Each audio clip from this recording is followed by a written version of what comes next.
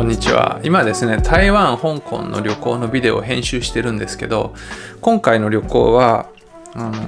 この Osmo Pocket と GoPro Hero 8だけでね、ほぼ撮影してきました。両方とも非常に小さいカメラで綺麗に映るのでね、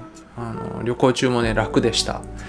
で、Osmo Pocket の方は去年から使ってるので、だいぶ設定なんかもね、決まってきてはいるんですけど、この Hero 8は最近私もね、この Hero 5から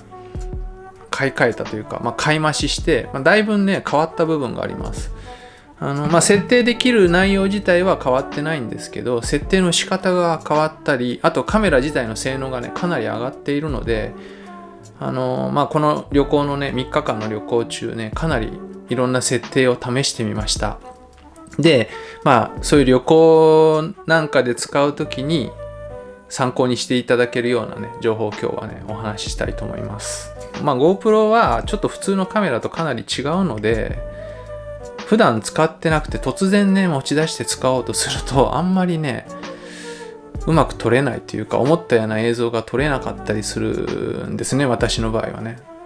なので普段いつもね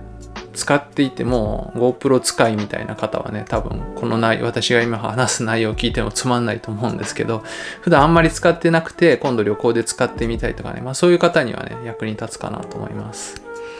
で、まずHero 8が旅行なんかの使い道に合ってるかっていうと、すごく合ってました。Hero 5の時はちょっとね普段の普通のカメラ的な使い方をするときっていうのはちょっとね難しかったんですけど、Hero 8はもちろんアクションカメラなんですけど、そういう普通のカメラ的な部分がねかなり使いやすくなってます。例えば起動もねすごい速くなってます。この上のねこの撮影っていうか録画ボタンですかね、シャッターボタンっていうんですかね、これを押すだけでメインの電源が入ってなくても撮影開始してくれるんですけど、撮りたいシーンがあったらポケットからパッて出してこのボタンカチッて押すだけでどうですかね、1秒か2秒1秒ってことはないかな、2秒以内ぐらいにもう撮影を開始してくれるのでね、撮りたいシーンを逃さずに撮ることができました。そして肝心の設定に関してなんですけど、Hero 8から搭載されたプリセットっていうのをね活用するとすごく便利です。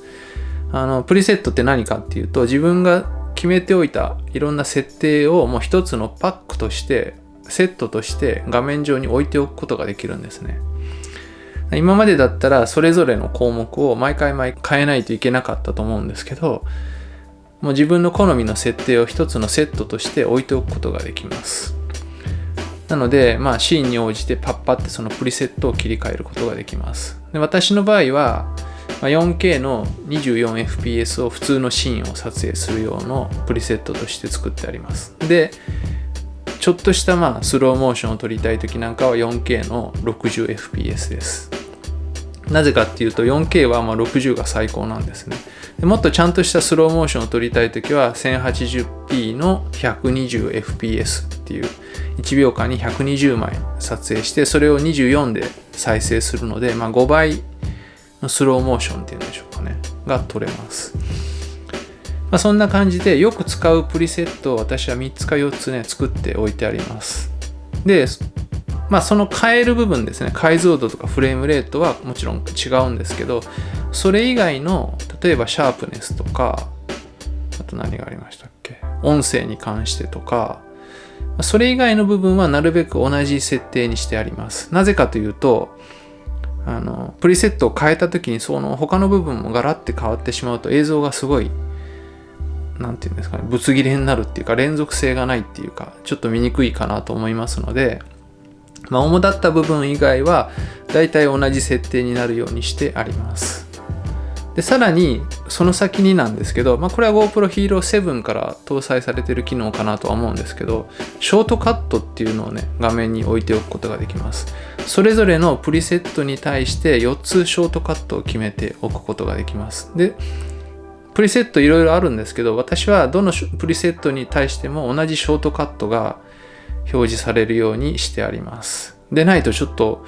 設定項目が多すぎてね混乱するので、同じにしてあります。で、何のショートカットを置いてあるかっていうとですね、一つが EV 露出補正でしょうかね。例えば室内から明るい外に出た時に、空がね真っ白に飛んじゃったりするんですけど、そういう時にマイナス 0.5 とかマイナス1にすることによって、青空にちゃんと雲が映ったりとか、すごい明るい状況においてちょっと暗めに映すことができます。ちょこちょこいじる設定なので、私はこれを一つショートカットとして置いてあります。で、もう一つはレンズですね。スーパービューとかリニアとか広角とか画角を変えることができるんですけど、これも私はショートカットにしてあります。例えば広いシーンとか景色を映すときは、スーパービューでいいんですけど、こんな感じで自分のね自撮りしたりするときはスーパービューだと顔がすごい歪んじゃうので、そういうときはリニアっていうかなり狭めのレンズで歪まない設定を使うんですけど、そういうのもここのショートカットでパッて切り替えることができるようになってます。そしてさらに、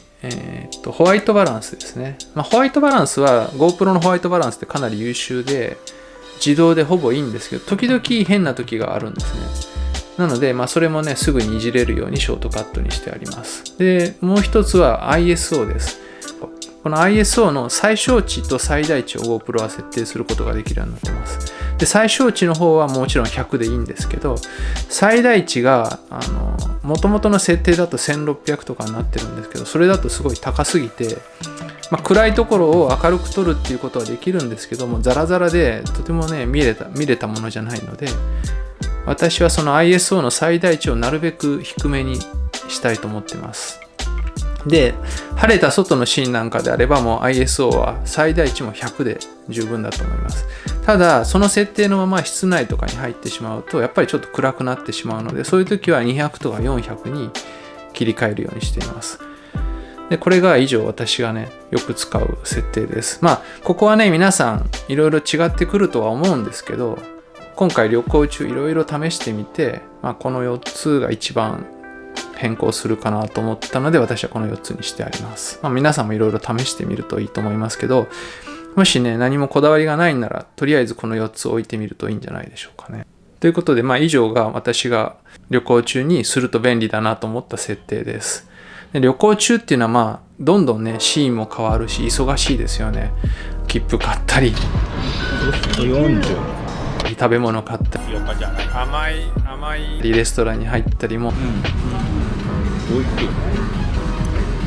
いろいろどんどんやることもあるし、荷物もいっぱいあるしでね、とてもカメラの設定にかまけてる時間なんかないんですけど、最低限これらのねプリセットとショートカットを活用することによって最小限の時間で設定を切り替えて、その場の状況に応じた撮影ができるような設定になっています。で、今回旅行中にいろいろ感じたんですけど、やっぱりヒーロー8に限らず、GoPro はですねバッテリーの減りがねむちゃくちゃ早いです。もうねスイッチオンにして設定ちょこちょこいじってるだけで何%もね減っていきますし、何回も録画とか停止とか繰り返してるともうみるみる減っていって、どうですかね、オズモポケットはねかなりバッテリー持つんですけど、これに比べると半分ぐらいしか持たない、体感的には半分ぐらいの感じでしょうかね。もうみるみる減っていきます。なのでそういうのが嫌な方はやっぱりねスペアバッテリーは必須かなと思います。で、私の場合はこのヒーロー5で使っていた純正のバッテリーを持っているので、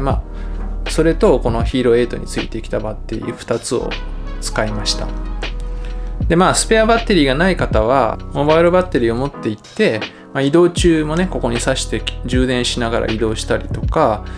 あとはカフェとかレストランとか座って撮影してね固定して撮るときなんかは私はもうつないだまま撮影していました。そうすることで、バッテリーのね容量不足はかなり解消されました。ということで今回旅行中がっつり使ってみて感じた点をねいくつかお話ししました。台湾香港のビデオもねそのうち完成すると思いますので、